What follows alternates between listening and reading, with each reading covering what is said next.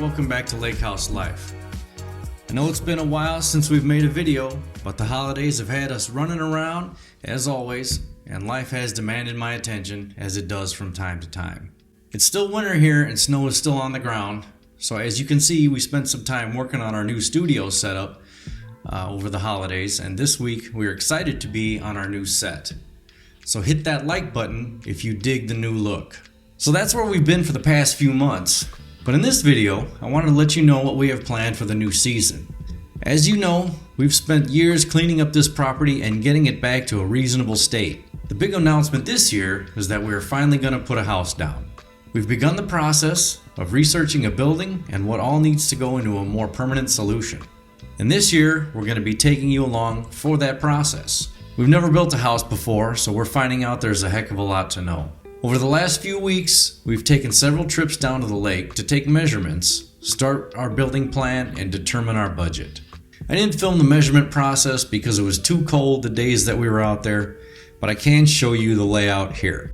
We've spent quite a bit of time considering what we want out of this project. The basic details of items that we feel are key to making this project a success are things like a covered porch, 3 beds, and no bigger than 1,200 square feet.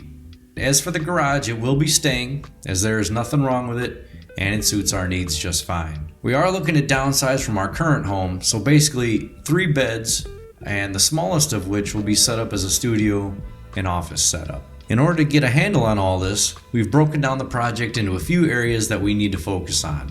These are not in order that they need to be completed though. Number 1, the electric needs to be moved.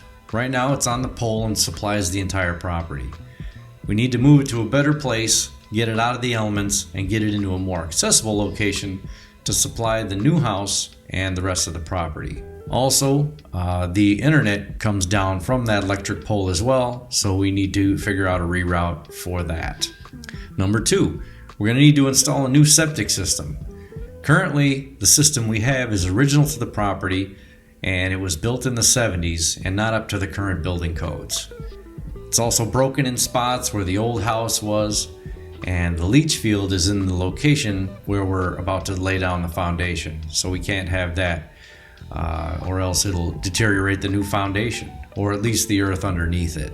So we need to move it completely off to the side of the property and get it into a better area where it can work properly. We're going to need to move those big trees that you saw in last year's video because they're in the wrong spot. They are going to be right in the way of where we lay down the new foundation.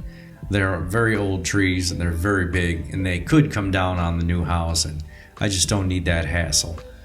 They are going to be in the way of the new electric reroute and the new water reroute. Speaking of water, number 5, I need to reroute and retrench the water supply areas to the property. I want to add additional hose bib areas for pressure washer use or cleaning off boats or kayaks. So I'd like to get a couple more lines set up so we can use that more easily. Plus get a new supply feed to the new house, which is in the proper location. So at this point, we've met with a few home builders and quickly realized there's quite a bit to know about building a house. So one of the first things we need to decide is where the house will go on the property. The style of house we choose will most likely determine where it goes. And we didn't want to lose the new hammock area we just created last season. Now we haven't solidified the location yet, but when we do, we'll let you know. We also must be mindful that the project needs to conform to the local building codes. And as you saw last year, the lake water does come up due to heavy rainfall events, so we want to stay well away from any of that. In the coming weeks, we'll be meeting with builders and contractors to get these plans sorted out. Don't worry though, it's not going to be all building and construction this season. We're still going to be living that lake life this summer. We have kayak trips planned. We have a few special guests that are going to be making it down to the lake this summer. We're going to be doing hammock tips and tricks. We're also going to be taking some backpack trips this summer, so stay tuned for that. So if you haven't already, hit that subscribe button and click the bell icon so you'll be notified when we post new videos. Real quick shout out to my good friend Scott, who hooked us up with a new mic for the studio this season. Thank you very much, brother, and we look forward to making a lot of great content with this. Well, that's it for this time. We'll see you back here next time with more news and views of that lake life, baby, as we do. See you next time.